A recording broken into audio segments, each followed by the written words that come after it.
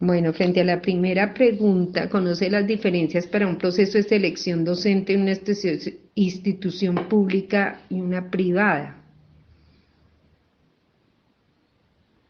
Pues sí, realmente yo trabajé en dos instituciones. He trabajado en la Universidad Javeriana y en la Universidad Distrital. Mm, yo, francamente, mm, veo que tanto, y tuve maestros de la Universidad Nacional, y yo creo que ahorita todas las formas de selección son exigentes de acuerdo a lo que, bueno, a lo que ha venido eh, desde un estatus que se tiene como frente al maestro universitario, hablo de la universidad, ¿no? Frente al maestro universitario, eh, entonces, pues se les exige tener doctorado y tener investigaciones, y eso es tanto en la pública como en la privada. Sin embargo, entrar a una universidad pública eso es ganarse una rifa.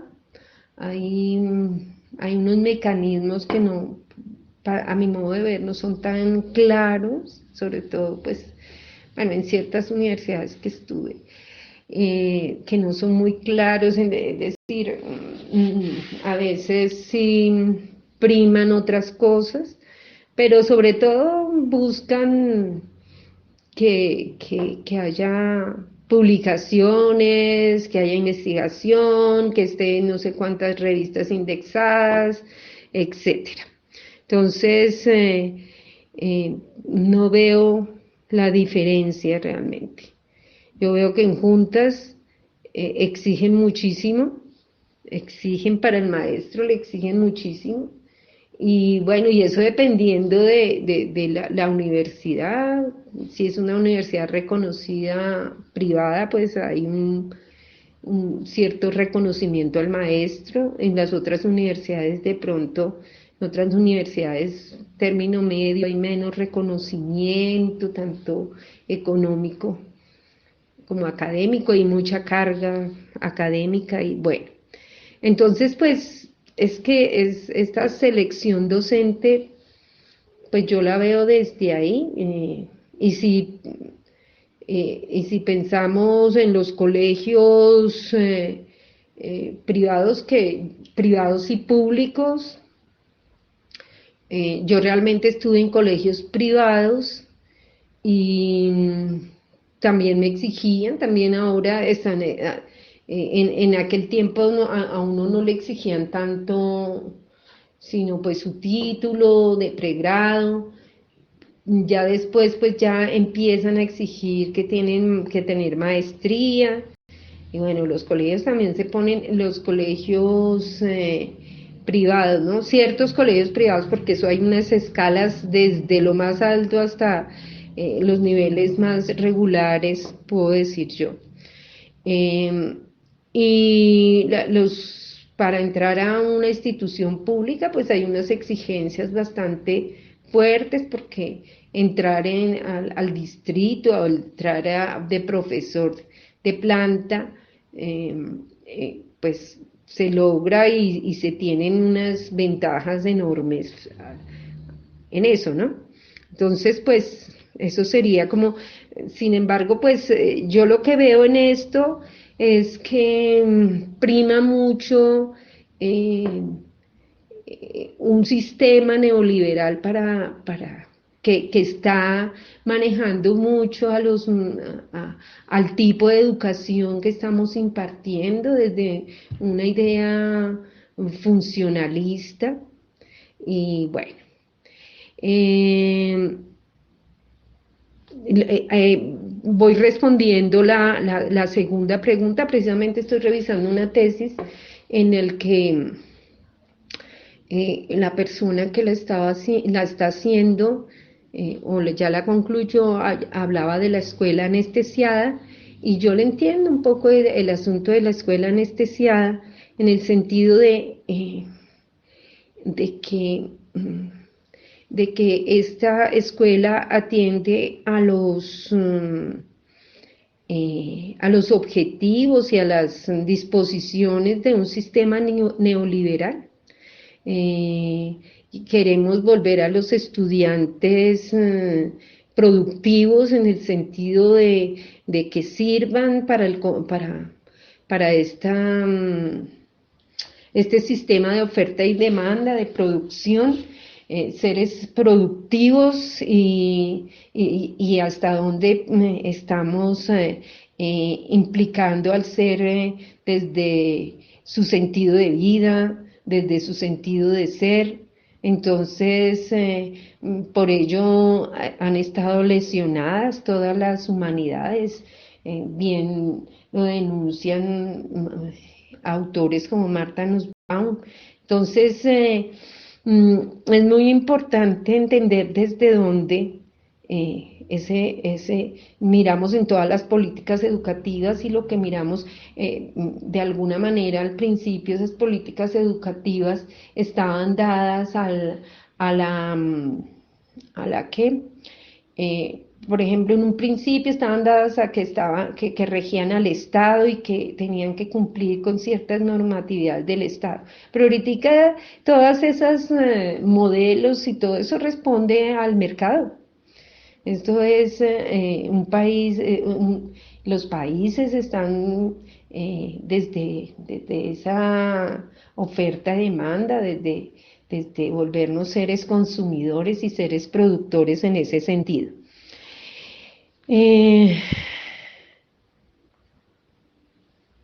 Bueno, no, yo sí tengo muy poquitos.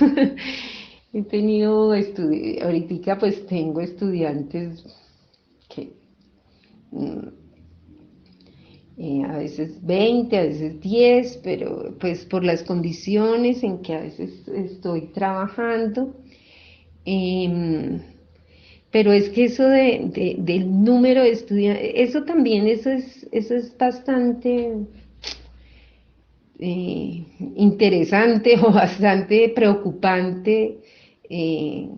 Por ejemplo, me decía una de mis estudiantes de maestría, que es profesora, decía, es increíble, profe, yo tengo 400 estudiantes acá. Yo decía, ¿400 estudiantes?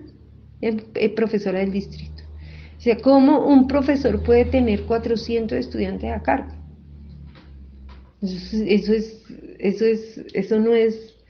no cabe dentro de como la cabeza, y menos ahorita que están viviendo esta virtualidad, y además que no lo saben vivir, porque es que traspasamos la virtualidad eh, la presencialidad a utilizar y a subutilizar pues las plataformas virtuales, porque pues es que lógicamente se tiene que tener todo un engranaje para poder hacer una educación de ese tipo.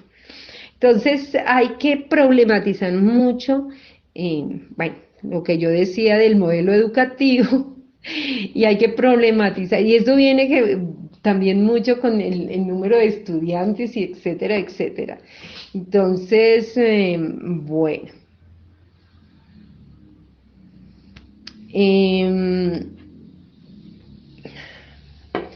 Sí, esta es una pregunta bastante interesante, la de la diversidad en el aula.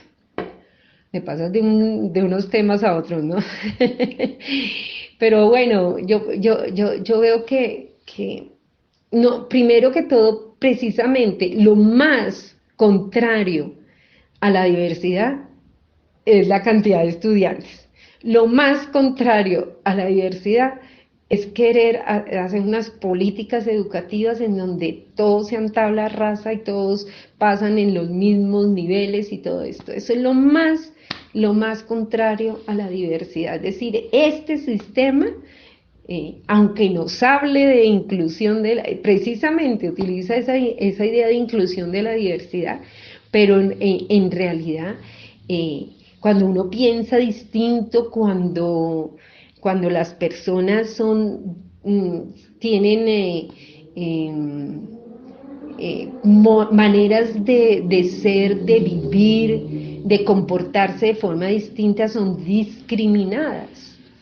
Entonces, atender a eso, pues la pregunta es ¿cómo lo hago yo? Tratando a todos como seres humanos. Y cuando uno trata a las personas como seres humanos, las respeta en lo que son, porque todos somos distintos. Todos tenemos experiencias, expectativas, contextos, gustos, formas de vida, formas de amar, diferentes decisiones frente al género, frente a la vida, frente a qué comer o no comer. Entonces, desde que uno respete al otro por lo que es, uno ya está permitiendo que el otro se exprese como es, haciendo definitivamente yo creo que ese es el punto central, saber que además que uno es responsable como maestro de esos otros estudiantes, de los estudiantes. Entonces es muy importante tenerlos, respetarlos en todos sus pensamientos. ¿Cómo uno aprende? Desde la diferencia, desde comprender la diferencia. Es ahí, así aprende y así se construye el afecto. El afecto se construye desde que uno comprenda que el otro es distinto a mí, diferente. Nosotros nos han vendido la idea de que el otro tiene que ser como uno, y eso ahí es donde se empiezan los conflictos con los demás. Uno debe entender que los otros son distintos, viven formas distintas, y la idea es que logre uno hacer esos puentes. Y de alguna manera siempre ese otro me estará diciendo quién soy yo. Bueno, oh, Dios mío, para incentivar la creatividad y la motivación de los estudiantes. Bueno, yo trabajo, a mí me gusta la idea de creación. Y yo creo que este sistema neoliberal lo coge y lo vuelve una nada, ese término de creación, porque lo coge para su beneficio, para que, para que uno responda, según lo que ellos quieren, con lo que uno es, con lo que uno piensa, con lo que uno inventa, podríamos decir mejor. Y eso me acuerdo de Gianni Rodari, cuando él decía, eso es una mente creativa que esté al servicio de una empresa o que esté al servicio de alguien que quiera subutilizar eso, es lo más en contra de verdad de la creación. La creación de por sí rompe lo instituido. La creación está para ser revolucionaria. La creación es revolución y siempre va a estar rompiendo lo que se instituye, lo que se estabiliza, lo que se dogmatiza, y la creación está para romper todo ello.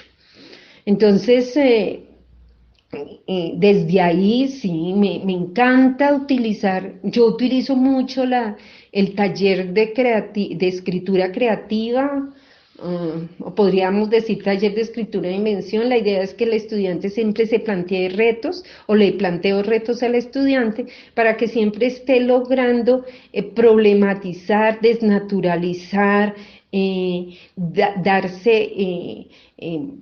retarse para poder crear nuevas relaciones, tomar elementos diversos, divergentes, y poder hacer que de ello emerja una realidad distinta. Necesitamos mentes creadoras, pero mentes creadoras libres, Es que la creación se da en la libertad, la creación no puede estar al servicio de los patrones de este sistema. Y, ¿qué digo de la educación virtual? Es que la educación virtual como la educación presencial tiene algo básico. Si hay un maestro, donde está el maestro está la escuela. El maestro con o sin herramientas virtuales es maestro. Y es maestro porque uno se interesa por el estudiante, se interesa porque el estudiante tenga voz, porque el estudiante logre romper esta hegemonía de de cierta opresión, esta opresión en que estamos viviendo, sí, estamos con mentes oprimidas, y cuando es oprimido es opresor, y estoy hablando desde Paulo Freire, desde la pedagogía del oprimido, lograr problematizar esas ideas que nos han instaurado, lograr entender que nosotros somos seres creadores, estamos condicionados pero no determinados, no fijos, y nosotros tenemos formas para poder lograr transformar nuestro entorno. Y si a mí me dan herramientas virtuales, con la virtualidad podemos hacer también lo que venimos haciendo. Es decir, pensándonos el mundo, pensando qué es lo que estamos viviendo, pensando cómo vivimos esta vida, si esta vida tiene, cómo le restituimos a la vida el sentido en estos momentos. Necesitamos darle un sentido a la vida en estos momentos en que más sentimos la muerte cerca, en que más sentimos que sí estamos frente a un fenómeno que no nos había ocurrido y que tenemos que estar cuidadosos, respetuosos de los otros. Y es frente a ello que, pues, gracias a que existe todas esas herramientas tecnológicas que nos permitieron seguir, pero como insisto, todo ello si hay un maestro que esté preocupado por sus estudiantes, de darle la voz a ellos para que se construyan como seres humanos que se requiere en este mundo, para que transformemos este mundo y logremos entender que somos parte de la naturaleza y no somos dueños de la naturaleza.